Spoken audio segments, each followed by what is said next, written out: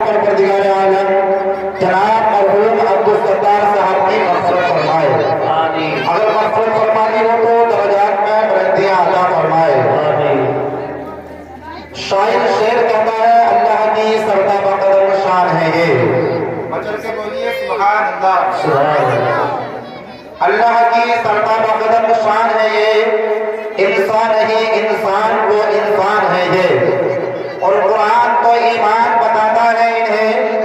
कुरान तो ईमान बताता है इन्हें। ईमान ये कहता है मेरी जान है ये, ईमान ये कहता है मेरी जान है ये। आगे शायर कहता है रात भर रब हमली की दुआएं मांगे मुस्तफा, रात भर रब हमली की दुआएं मांगे मुस्तफा। हम कर आराम तकलीफें उठाए मुस्तफा। और बाद तखलीके तो आलम खालिके कुल ने कहा कि हमने तो दुनिया बना दी अब चलाए मुस्तफा, हमने तो दुनिया बना दी अब चलाए मुस्तफा। और आगे शायर कहता है इस कामिले वतन में हम भी हैं बराबर के शरीक, इस कामिले वतन में हम भी हैं बराबर के शरीक। दरो दीवार तुम हो तो बुनियाद है हम, इस कामिले वतन में हम भी हैं बराबर के शरीक। दरो दीवार तुम हो तो बुनियाद है हम। हिंदू को नाज है जिस पर वो निशानी हम है, हिंदू को नाज है जिस पर वो निशानी हम है। ताज और लाल किले के निगहबानी हम है। न घबराओ मुसलमानों खुदा की शान बाकी है, अभी इस्लाम जिंदा है, अभी कुरान बाकी है। ये दुश्मन क्या समझते हैं जो अपने दिल में हंसते हैं, अभी तो करबला का आखिरी मैदान बाकी है, अभी तो करबला का आखिरी मैदान बाकी है। दरूद पाक पढ़िए अल्लाहुम्मा सल्ली व सल्लिम अला सय्यिदिना व शफीइना व हबीबिना व मौलाना मुहम्मदिन बारिक व सल्लिम सल्लु अलैहि सलातन व सलामन अलैका या रसूलल्लाह या हबीबल्लाह सल्लल्लाहु तआला अलैहि व सल्लम। मोहतरम हज़रात, आप लोगों के ज़हनों में एक सवाल पैदा होता होगा। वो सवाल क्या है? वो सवाल ये होता है कि जो भी तकरीर के लिए आता है पहले दरूद पाक क्यों पढ़वाता है, नाज शरीफ के लिए आता है पहले दरूद पाक क्यों पढ़वाता है।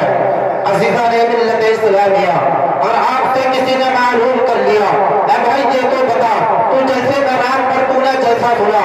जलसा करने वालों ने जलसा कराया, तकरीर करने वालों ने तकरीरें की, नाज शरीफ पढ़ने वालों ने नाज शरीफें पढ़े। ए भाई ये तो बता जो तकरीर के लिए आया पहले दरूद पाक पढ़वाया, नाज शरीफ के लिए आया दरूद पाक पढ़वाया। आखिर मतलब क्या है दरूद पाक का? दरूद पाक नाम की चीज का है, दरूद पाक से तो लोगों को क्या हासिल हुआ करता है। अज़ीज़ान मिल्लत इस्लामिया, हम लोगों के पास कोई जवाब न होगा। आज के हज़रात मैं आप लोगों को बताता हुआ करता हूँ दरूद पाक के ताल्लुक से अगर कोई सवाल पैदा कर दे तो उसको बतला देना। ऐ भाई रात को हमने जलसा सुना और दरूद पाक की फजीलत को सुना। ये दरूद पाक ऐसी चीज है, पाक परवरदिगार आलम दरूद पाक के सदक़े तो फिर हमारे मरहूमीन की मग़फ़िरतें फरमा देता है। सुभान अल्लाह, सुभान अल्लाह। हमारे मरहूमीन की मग़फ़िरतें फरमा देता है। अज़ीज़ान मिल्लत इस्लामिया, बहुत ही गौर से सुनिएगा, बहुत तवज्जो के साथ सुनिएगा। एक मकान है, मकान के अंदर दो मियाँ बीवी है, दोनों मियाँ बीवी बड़े ऐशो आराम के साथ में अपनी जिंदगी को काट रहे हैं, बड़े प्यार मोहब्बत के साथ अपनी जिंदगी के दिनों को गुजारते हैं। बीबी हामिला है। अज़ीज़ान मिल्लत इस्लामिया, आप अंदाजा लगाइए जिस वक्त में बीबी हामिला हुआ करती है, औरत पेट से हुआ करती है, उस वक्त में वो औरत किस कदर मुशक्कतों के साथ में अपनी जिंदगी के दिनों को काटा करती है, कैसे कैसे परेशानी के आलम में अपनी जिंदगी के दिनों को काटा करती है। अज़ीज़ान मिल्लत इस्लामिया, बहुत ही प्यार मोहब्बत के साथ में दोनों मियाँ बीवी बड़े ऐशो आराम के साथ में अपनी जिंदगी को काटते हैं। अचानक से उसके शौहर का इंतकाल हो जाता है। अल्लाहु अकबर। अब मेरे भाई को आप अंदाजा लगाइए, घर के अंदर सिर्फ दो मियाँ बीवी, दोनों मियाँ बीवी में से शौहर का इंतकाल हो जाए, बीवी उम्मीद से हो, बीवी हामिला हो, आप अंदाजा लगाइए उस औरत का चैन बेचैनी में बदल जाएगा, रात बेकरारी में बदल जाएगा, सुकून बेसुकूनी में बदल जाएगा। ऐ मेरे भाइयों, ये तो हुक्म खुदा है, रब तबारक व तआला ने जिसकी मौत को मुकर्रर कर दिया गया है उसकी मौत आनी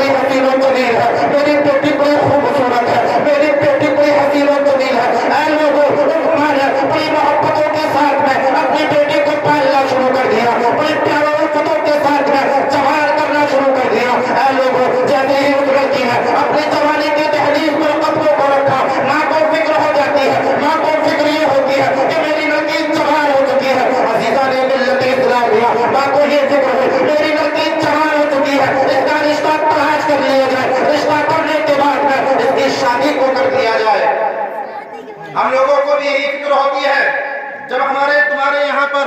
अगर कोई बच्चा जवान हो जाता है, यहाँ तक कि लड़का हो या लड़की अगर जवान हो जाए तो हम लोग भी ये सोचते हैं कि हमारे बच्चे जवान हो चुके हैं, इनका रिश्ता तलाश कर लिया जाए, रिश्ता करने के बाद में इनकी शादी को कर दिया जाए। अजीजा ने मिल्लत इस्लामिया वही माँ है जिसने अपने शोहर के गम को भुला दिया है, वही माँ है अपने बच्ची के खातिर अपने शोहर के गम को भुला दिया, अपने शोहर बच्ची के खातिर बड़े लाडो प्यार के साथ में बच्ची की परवरिश कर रही है, बड़े लाडो प्यार के साथ में लड़की को जवान कर रही है, बड़ी मोहब्बत के साथ में लड़की का रिश्ता तलाश कर रही है, बड़े प्यार मोहब्बत के साथ में रिश्ता तलाश कर रही है। रिश्ता तलाश करते करते रिश्ता तलाश करते करते रिश्ता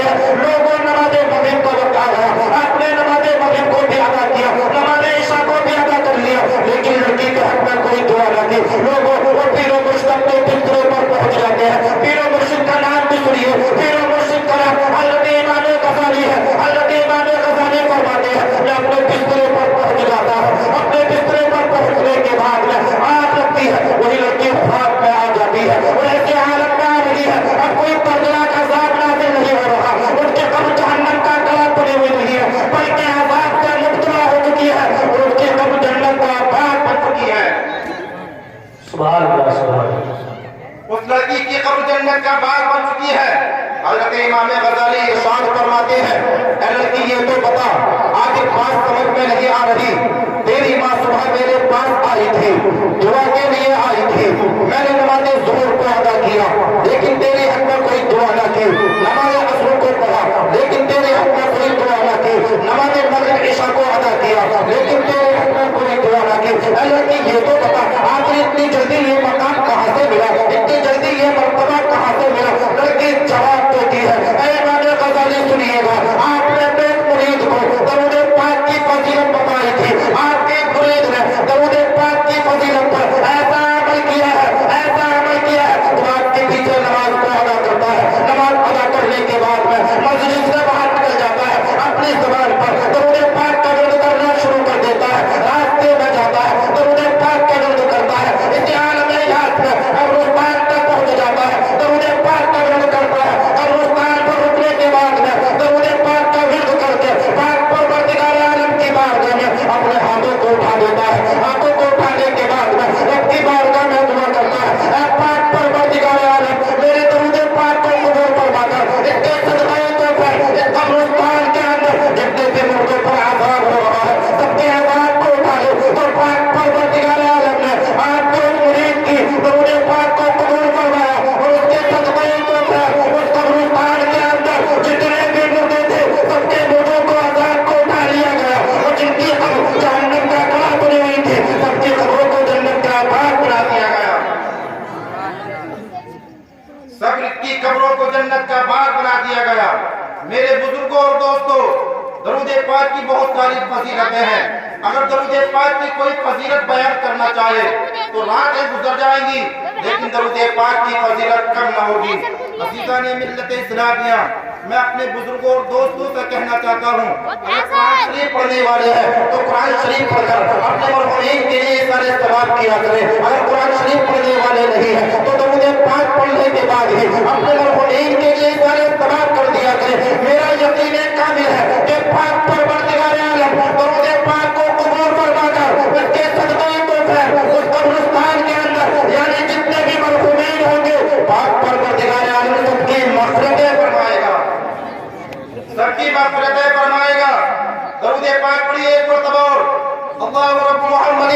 صلی اللہ علیہ وسلم نحن عباد محمد صلی اللہ علیہ وسلم سلام و سلام علیکہ رسول اللہ یا حبیب اللہ صلی اللہ تعالی علیہ وسلم عزیزان ملت اسلامیہ رب تبارک و تعالی قرآن مجید میں ارشاد فرماتا ہے منہا خلقناکم وفیہا نعیدکم ومنہا نخرجکم تارة اخرى اے لوگوں میں نے تم کو مٹی سے پیدا کیا ہے اسی مٹی میں ملا دیے جاؤ گے اور کل قیامت کے دن پھر اسی مٹی سے اٹھایا جائے گا عزیزان ملت اسلامیہ اللہ کے رسول ہے صلی اللہ تعالی علیہ وسلم اپنی بارگاہ میں تشریف فرمایا جیسے ہی تشریف فرمایا حضرت جبریل امین اللہ تبارک و تعالی کے حکم کے مطابق اللہ کے رسول کے پاس آئے بڑے ادب و احترام کے ساتھ عرض کرتے ہیں یا رسول اللہ آپ کو قرآن سنانے کے لیے جانا ہے آپ کو قرآن سنانے کے لیے جانا ہے آپ کو دعوت دین دینے کے لیے جانا ہے اے میرے بزرگوں اور دوستوں یہ بچے چھوٹے چھوٹے کو جو اسٹیج پر دیکھ رہے ہو یہ مہمان رسول ہوا کرتے ہیں عزیزان ملت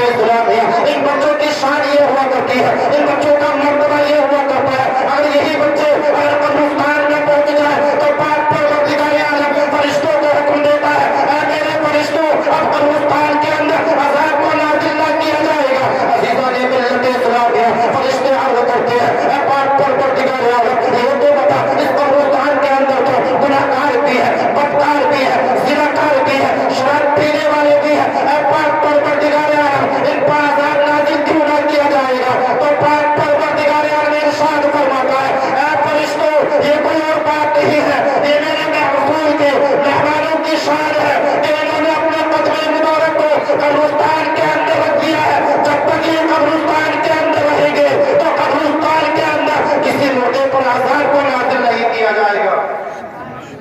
کسی مردے پر